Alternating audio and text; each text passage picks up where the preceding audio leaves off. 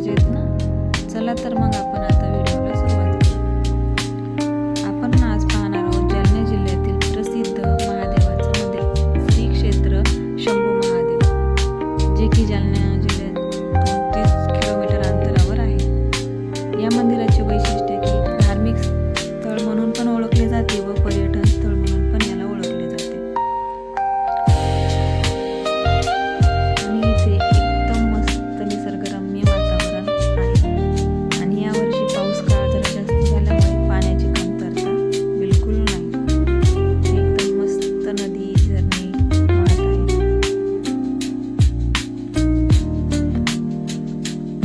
आणि या मंदिराचे एक खास वैशिष्ट्य म्हणजे राम, लक्ष्मण, सीता जेव्हा वनवासाला निघाले होते तेव्हा त्यांनी इथे विश्राम केला होता या मंदिरामध्ये.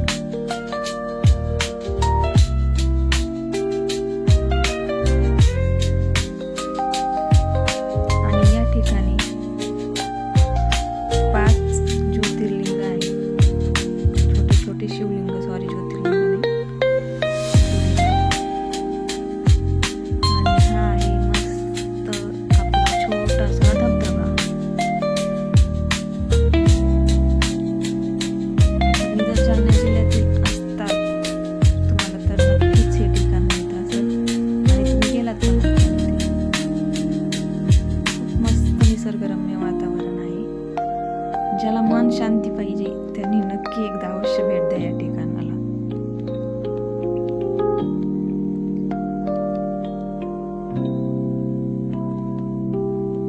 चला तर मग आता आपण छोट्या छोट्या शिवलिंगांचे दर्शन करू.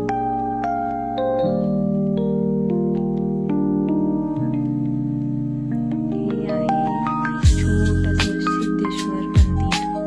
इथे आहे एक छोटासा शिवलिंग, जे की कमीत कमी 700 ते 800 वर्षापूर्वीचं मंदिर आहे. आणि हे शिवलिंग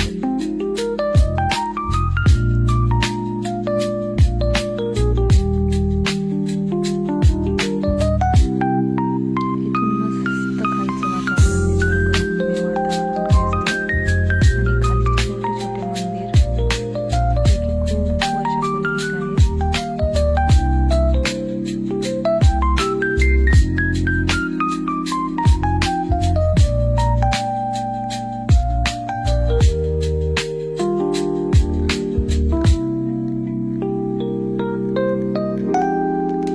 आणि इथे श्रावण महिन्यामध्ये एकदम भन्नाट गर्दी असते.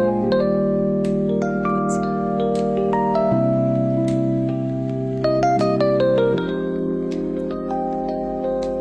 सद्गुरू मोहम्मद श्री रामगुरू बाबाचं मंदिर आहे, जे की इथले एक पुजारी होते त्यांचं मंदिर आहे.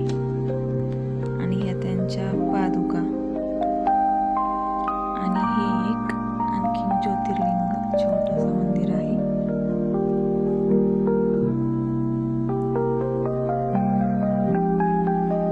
आणि मंदिराचे बांधकाम सुरू आहे खाली.